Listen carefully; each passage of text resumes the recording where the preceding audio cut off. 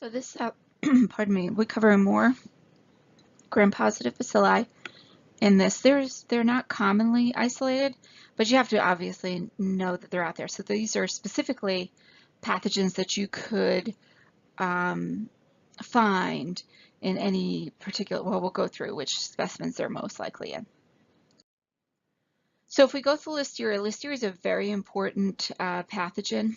It's not a normal human flora at any site. There are other species of Listeria, but there are none other that are as infamous, I should say, as Listeria monocytogenes. Okay, there are others that can cause, opportunistic infections potentially, but Listeria monocytogenes is a serious problem, not just as a human pathogen, but also in manufacturing and stuff. And that's where we have like sort of crossover. The organism itself is actually an environmental organism. You'll find it pretty much anywhere in the environment.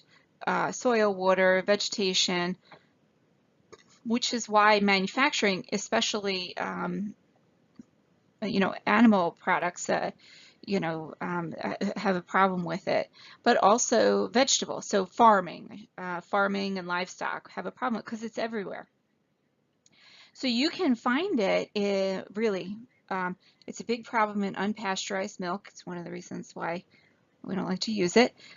Cheese, like cheese made from unpasteurized milk, poultry, any kind of processed meats also are a problem. You can even find it on shellfish. You can even find it on fleas and ticks.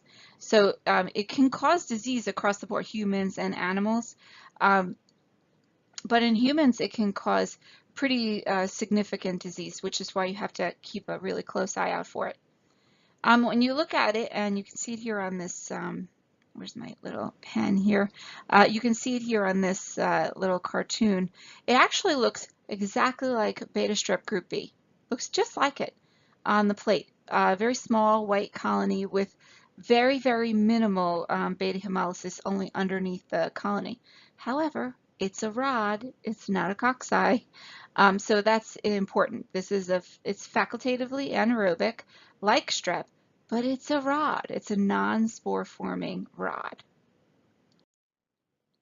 The diseases that it caused, probably the most significant really in the US are foodborne illnesses.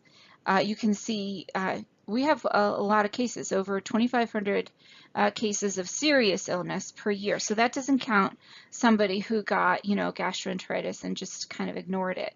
Or lived through it, I should say. You don't ignore gastroenteritis. But about 500 deaths from those 2,500 arise each year. So, I mean, it's a pretty significant amount end in death. Okay. Now, of the foodborne illness, it really isn't a huge percentage. You can see it's only 0.02% of all the foodborne illnesses each year. But look at this number, the deaths due to a foodborne illness. 27.6% of deaths related to foodborne illness are from Listeria.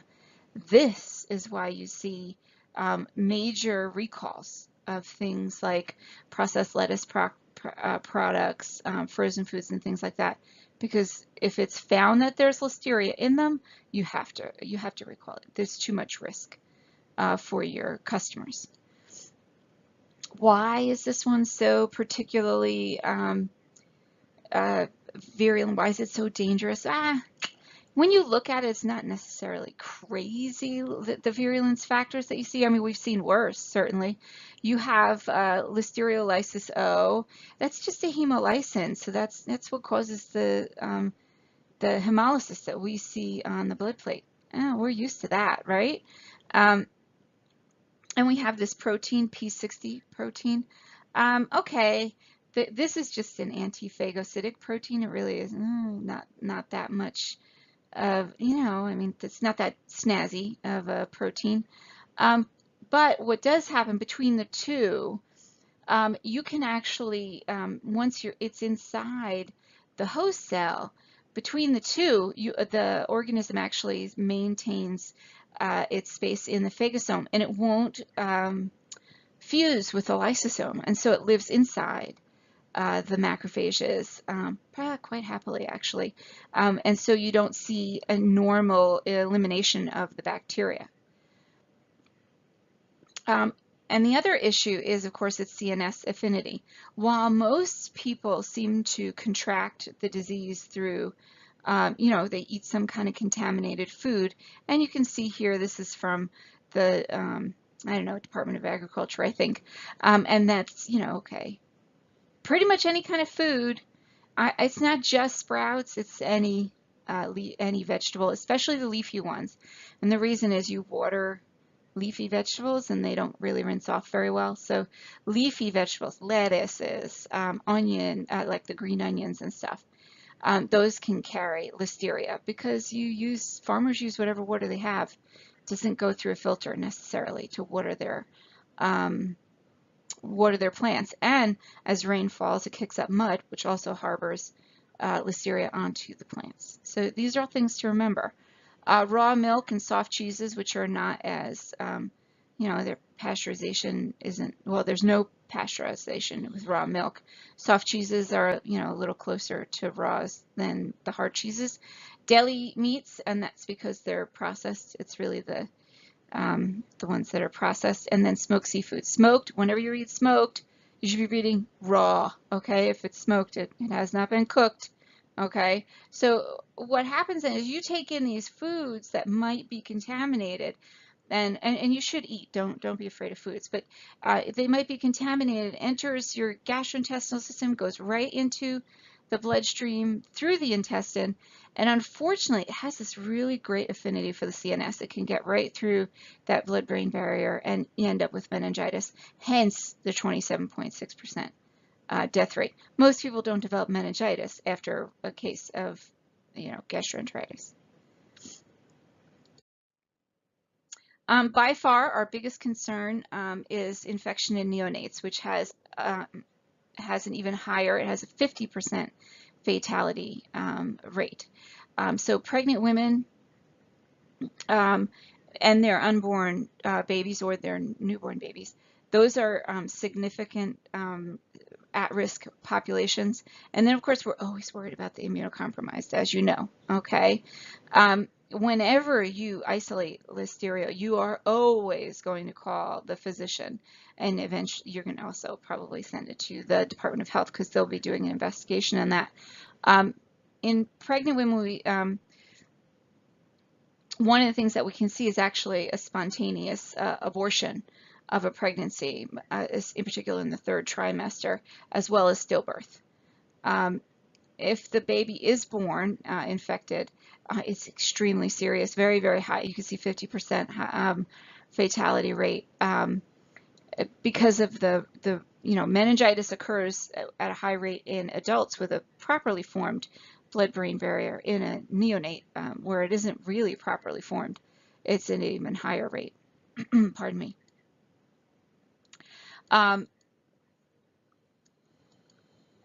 What probably happens is to an infant who was born at term but then contracts the disease is if the mother actually harbored some listeria in her gastrointestinal tract, or if it was in the amniotic fluid, the baby probably aspirated it, and the baby will probably end up with sepsis. And luckily it usually doesn't. If it continues days or weeks after birth, it usually does end up in meningitis. Patients who are immunocompromised, they can develop meningitis or endocarditis.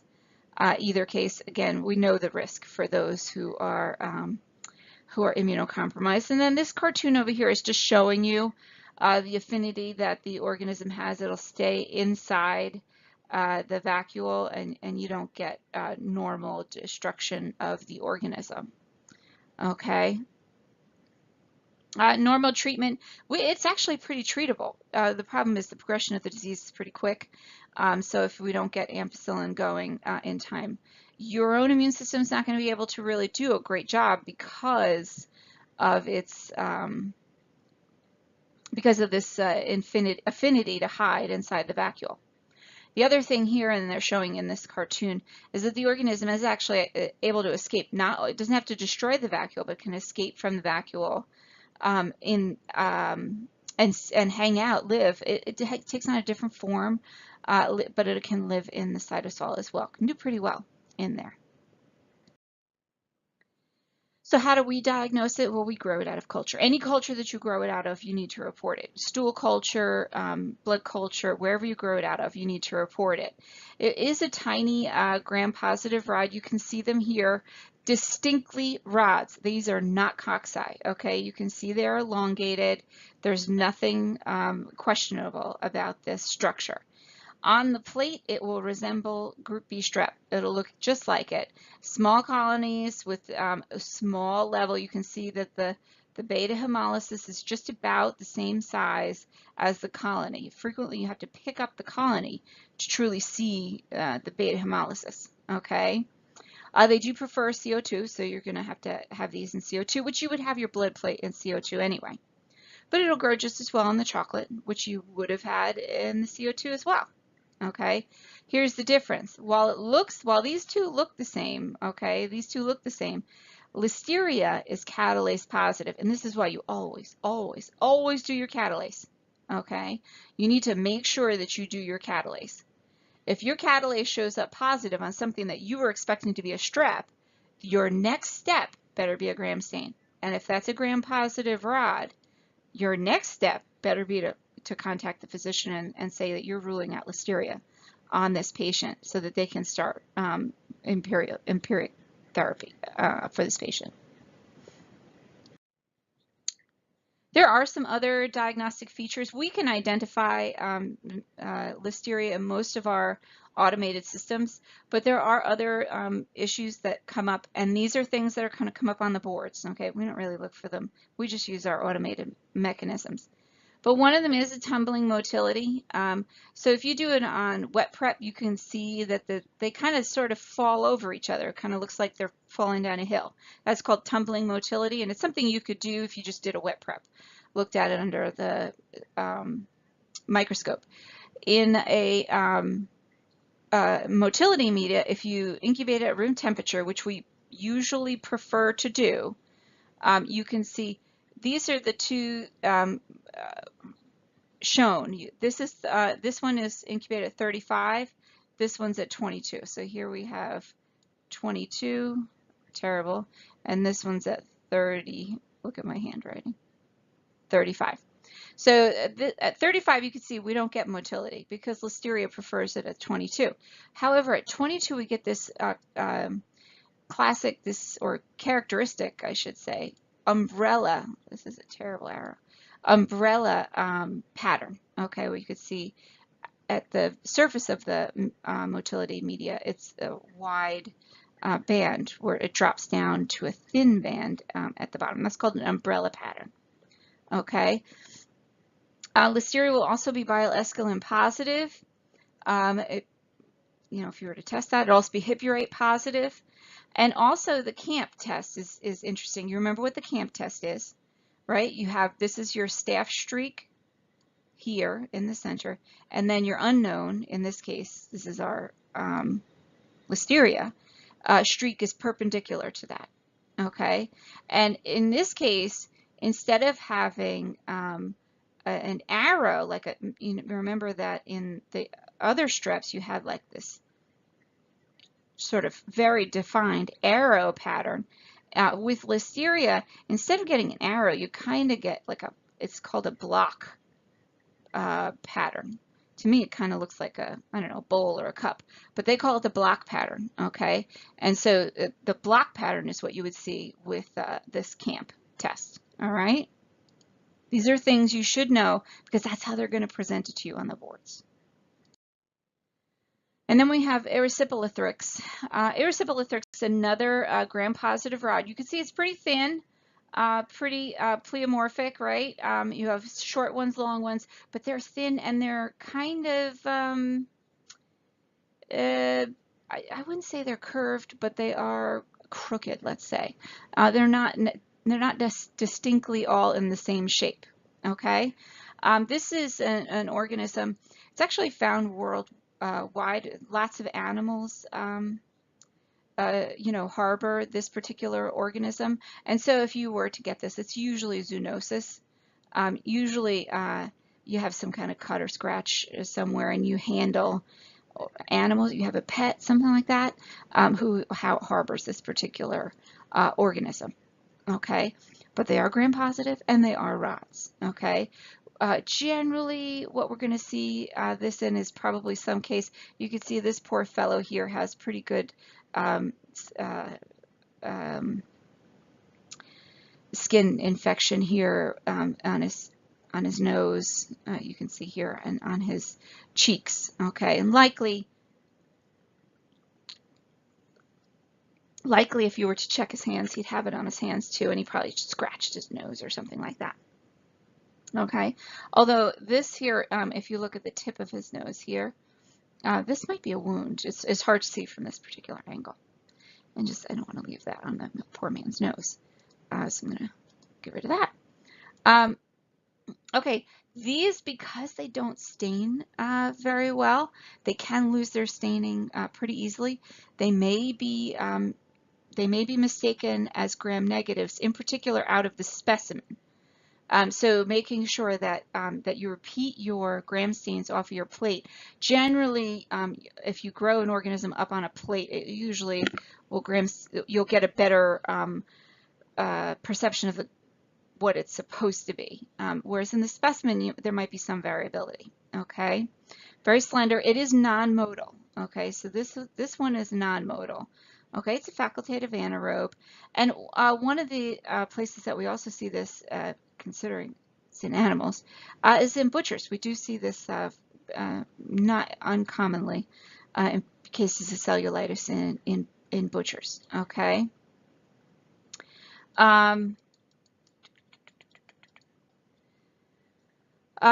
Also, again, mostly it's found in skin infections, cutaneous form.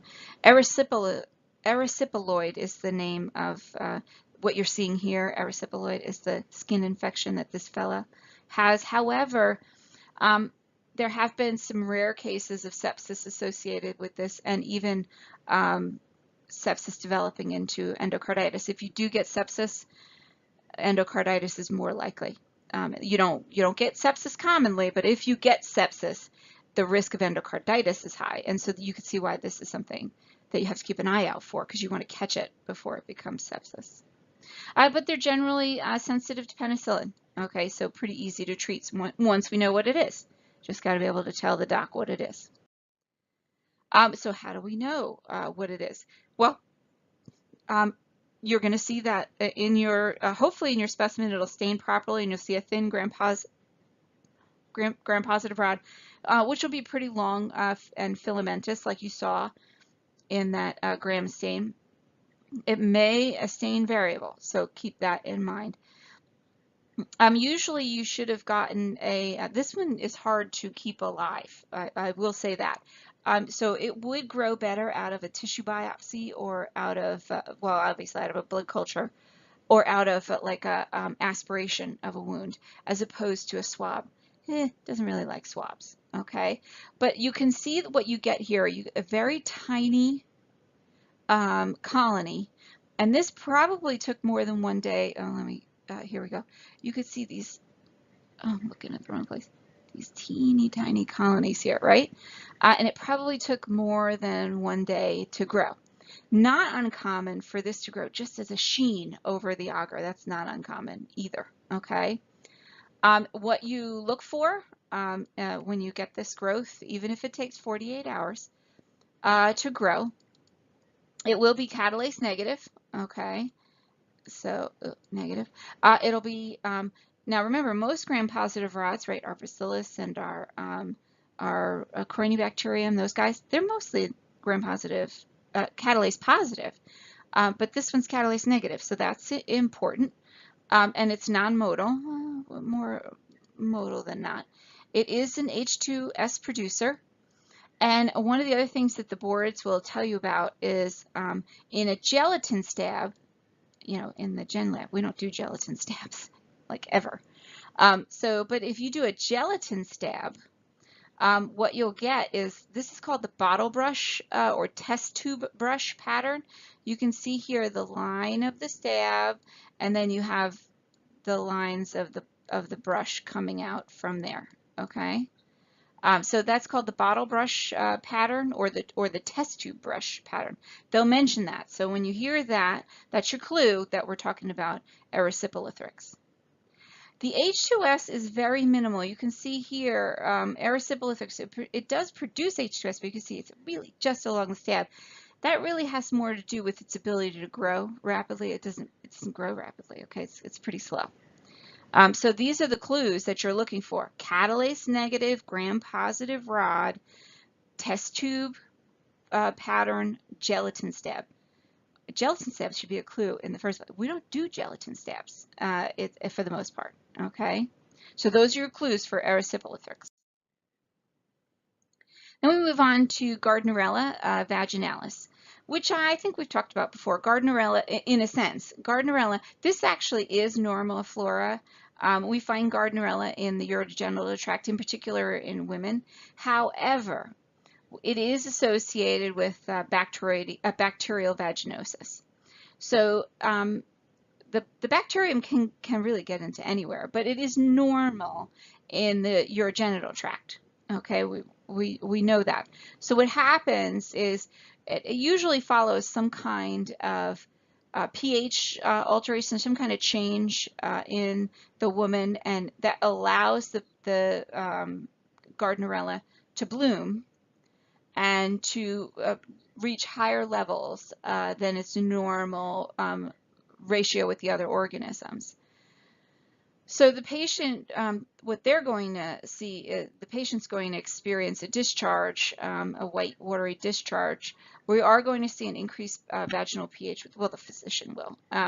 And while we're not quite sure if this is strictly due to the Gardnerella, or if is it a polymicrobial infection, or is it just the alterations in the environment that cause discomfort to the woman? That's not her normal overall. You know, the pH has changed, the bacterial loads have changed.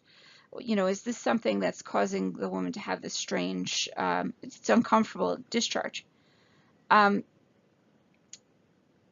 We can find this organism normally in about 40% of the women, and they don't have bacterial vaginosis. But Gardnerella definitely has been, you know, a part, sort of suspected as being a major cause of this. There are other organisms, you know, Peptostreptococcus, Mobiluncus, and other organisms, Lactobacillus. There are other things that have been also associated, and some of the more current thinking is maybe it's actually more the community and how the community changes between all of these things that might have something to do with it, you know, with the experience that the clinical situation that the woman is experiencing. Either way, Gardnerella you have to know about for other reasons as well. We have isolated Gardnerella as the cause of cystitis in urine cultures in both males and females. So it has the ability to create an opportunistic infection. Okay, it is gram-positive rod. You can see it here on these clue cells. You remember clue cells from microscopy. Okay. Remember, clue cells, technically, you report them out of a vaginal secretion. Most hospitals don't really want you reporting them out of a urine specimen, since that's not where they originated from. Okay. Treatment are things, metronidazole and clindamycin. They're pretty easily treated, usually just trying to get everything back in alignment. And you can see we use, metronidazole is usually used to treat anaerobes. Clindamycin is broad spectrum. So between the two, you're actually probably treating more than just the Gardnerella.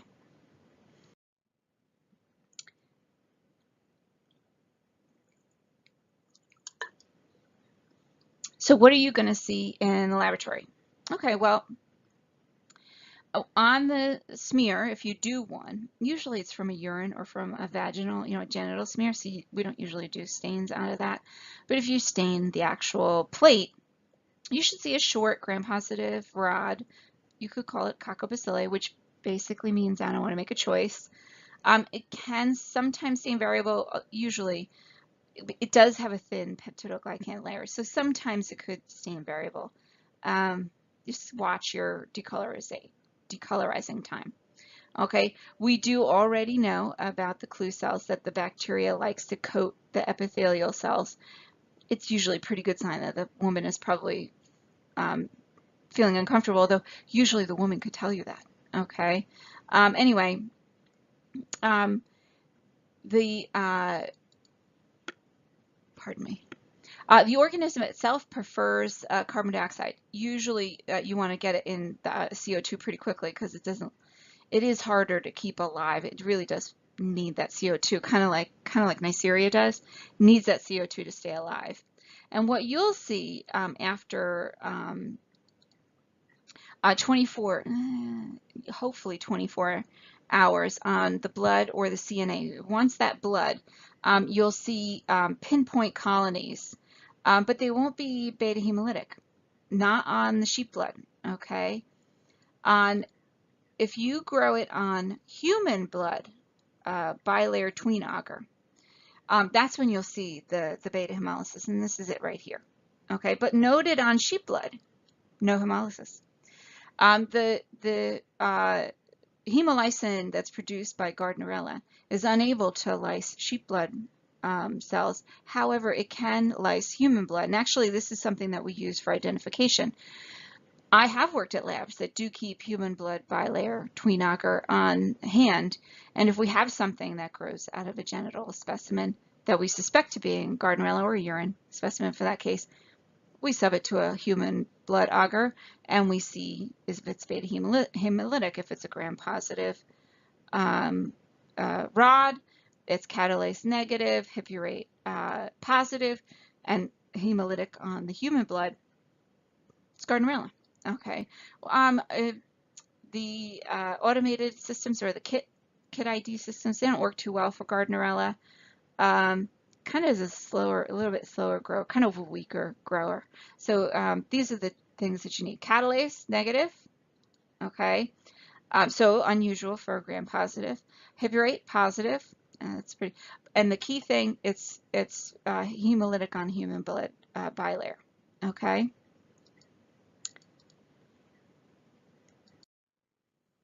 Okay, so we move on.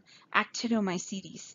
Okay, this is actually, Actinomycetes is actually a family, okay, a type of organism. This is kind of a crossover in a sense. This is a non-spore forming branching gram-positive rod, okay? Branching, completely different from any other organism that we've seen, okay? Bacteria don't branch. So this actually is sometimes considered kind of like a crossover between bacteria and fungus. You'll study actinomycetes again when we study fungus. Oh, aren't you excited about that? Okay. And the clinically significant, there are a couple of clinically significant genus. The most significant is Nocardia, however. Okay. Now they're a crossover little thing, but they will stain as a branched, beaded, gram-positive bacilli, okay? The thing is, though, they're so thin, you might not actually see them on the gram stain, okay? Because they really are thin, and they actually, their cell walls are different. So in reality, they're actually acid-fast. They're partially acid-fast. We use a modified acid-fast test, and then you'll get a positive result. So it's a weaker decolorizer, not quite as acidified, and you can see that in the patient specimen. So they can resemble fungus, and I think here on this chocolate you can see, I mean, you look at these colonies, they can resemble, like, what's going on with these things. They look like they're just trying to rise up out of the agar, okay? So some of their colony morphology might resemble that. In addition, the length of time it takes for them to grow. This is Actinomycetes at just 48 hours. This is still 48 hours. That's a long time, and you're getting barely any growth, Okay, so very, very tiny colonies because they're slow growers, kind of like a fungus. Okay, now genetically they're still true bacteria. So, but they just kind of resemble fungus in some of their growth characteristics. Yes, they will grow on your regular agar. Here's it on a blood, here's it on a chocolate. It just will take longer. If a doctor suspects these, we generally hold the plates for a minimum of, we usually hold them for 2 weeks actually, because we want to give it a long time to grow. Okay. Where do we find this? Well, they're environmental. We found them all. We find them all over soil, all over the place. So you can get them in any kind of infection. Wound infection, probably most common, and generally in immunocompromised patients. This is not something that a healthy person usually has as a major issue. But it is possible that you can see it. We do see, and part of that is being aware of it. If it's a healthy person, you're not going to probably keep their wound infection plates, their wound culture plates, long enough to grow this out. It takes that long to grow. So you'd more likely find it on your, if they order a fungal culture out of the same site. Now, our most commonly encountered species, these are they here: Nocardia asteroides, Braziliensis, Farcinica, and Nova. Those are the most common ones that we isolate. Here's Nocardia species, and just to show you the difference, how it stains, you can see on the gram stain here, look how beaded this bad boy is. In the thicker areas, see where it's denser in the darker pink areas. You can see here in this area, you get a lot more thickness to the staining, right? Less beading. But out where it thins out, now look out here, where the specimen itself is thinner. In those places, you see there's a lot more beading to the specimen, to the individual parts of the organism. Okay, but it is true that if this is a very thin specimen, you might not have seen it at all on the stain. Okay, that's a possibility. You do a modified acid fast to this, now it's definitive. This is it right here, right? You see these, the Kenyan stained branching rods, right? TB is not a branching organism, but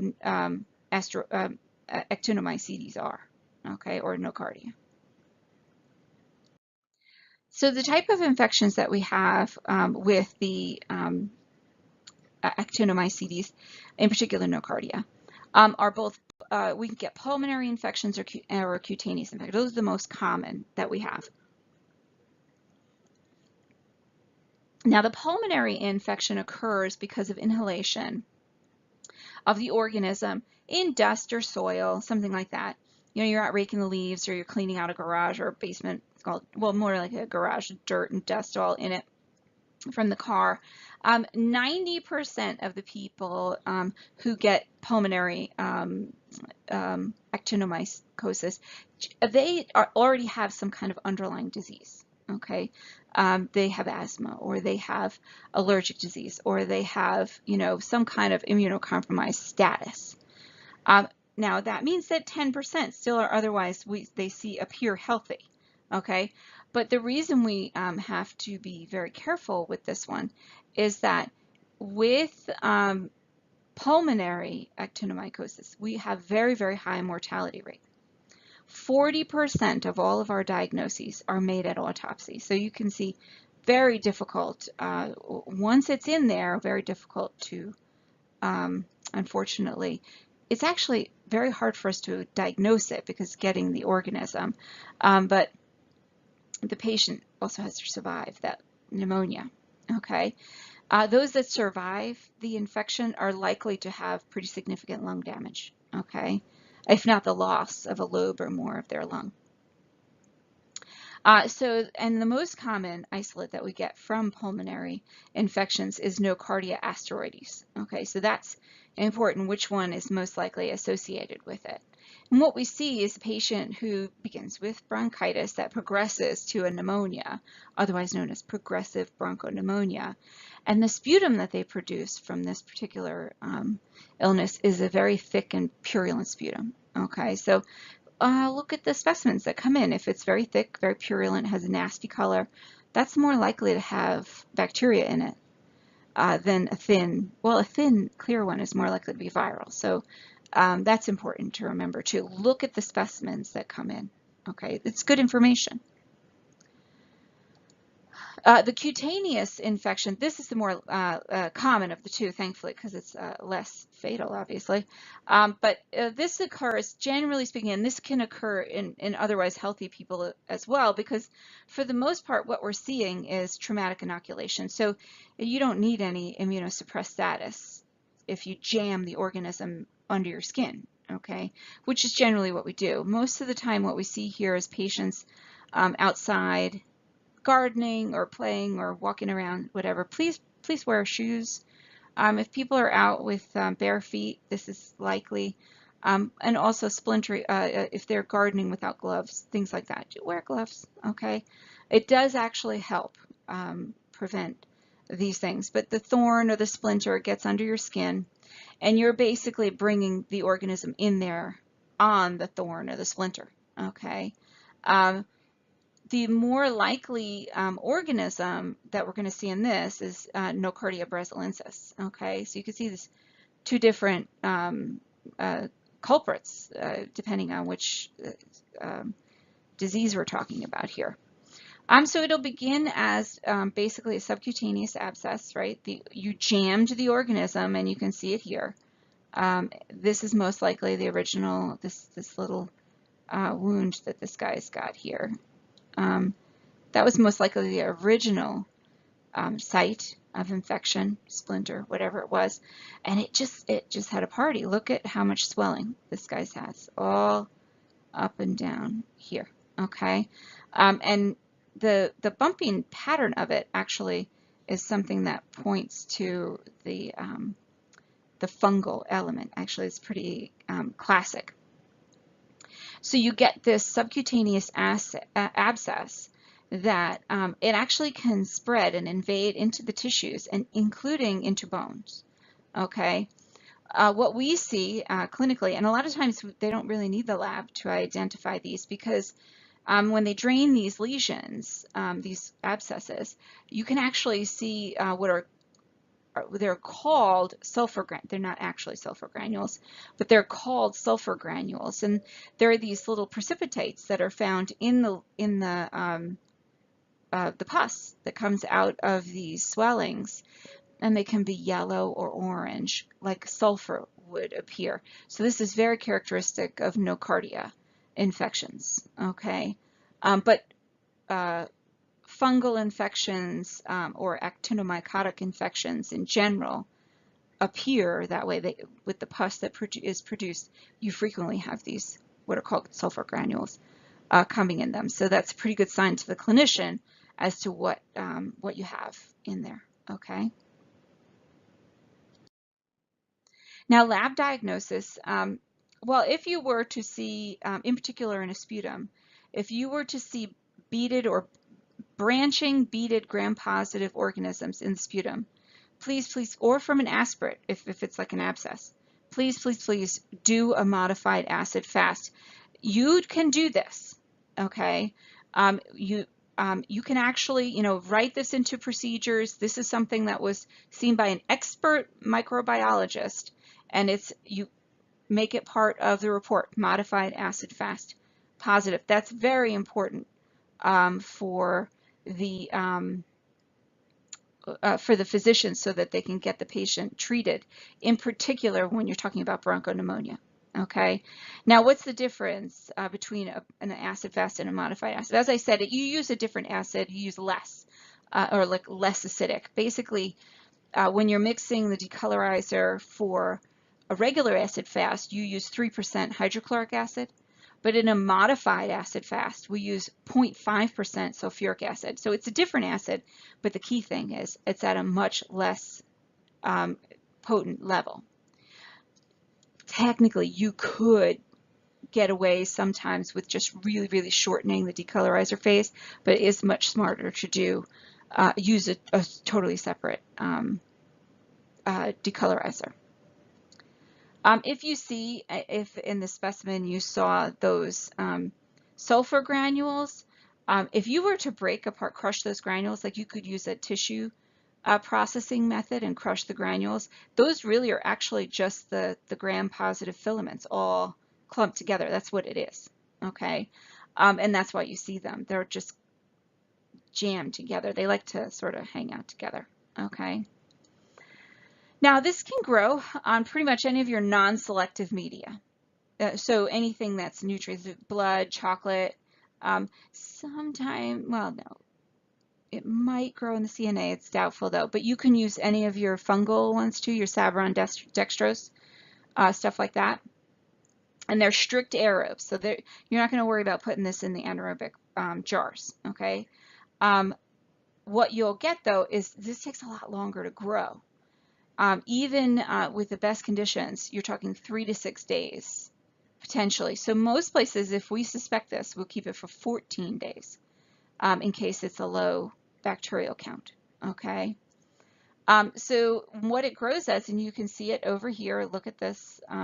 This is called the breadcrumb morphology, okay? It's very, obviously, it's very dry looking. Okay, it kind of resembles fungus, the way it like lumps up and on top of each other. Okay, it will be catalase positive. Once you have this, though, the most reliable method of ID once you have this growth is using a 16S RNA gene sequencing procedure. Which most labs don't keep. So if we grow this out, it's not uncommon for us to send this out for this testing. Okay, so what they're going to do is the gene sequencing is based on the ribosomal RNA. That's fine, but we don't generally do that in most of our gen labs. So we send it out, no big deal, we just send it out. Okay, once we know what it is, the doctor can start treating with sulfonamides. Okay. However, it is important to identify it as nocardia. Since it's not actually a fungal infection, it's a nocardia infection. There are, however, other actinomycetes, okay, that we do. They're not commonly isolated, but we do have to keep them in mind, okay? Streptomyces is the other one that really is a major problem. We don't see it in the New York area very commonly, at least in New York City area, because it's actually, yes, it's found in the soil. It's a saprophyte, so like a fungus, it grows, lives on dead or decaying material, right? Which the soil is, and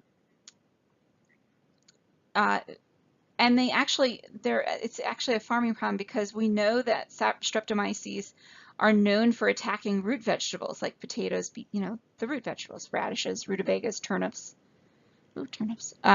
carrots and parsnips and those kind of things. It's still a branched gram-positive rod, and here it is here, looking very similar to the nocardia, okay, branched gram-positive rod. And it can rarely cause an infection, usually an actinomycotic mycetoma, so that same cutaneous mycetoma that you see with nocardia. See, the mycetoma implies that it's a fungal infection, so you have to be able to tell the physician that while the infection resembles fungal, the causative agent is actually bacteria, and so they can treat it differently, and they should treat it differently. Okay, now we actually, streptomyces are actually more commonly known because almost 2/3 of all of our naturally occurring antibiotics, and here you go, here's an antibiotic droplet, are actually come from streptomyces. This is the original, where we found antibiotics basically. But the one that we have the most clinical issues with is streptomyces somalinensis, okay? Can cause cutaneous mycetomas. you identify it, you get it. It has, this one isn't actually salmonellensis, but you can see what a lovely color. Okay, so the fungus give you some pretty colors, but frankly, you don't really want them in your skin. Okay, usually when you get this growing out, you put it to a slant and send it out. Again, they're going to do some RNA sequencing, probably ribosomal RNA sequencing, in order to identify these.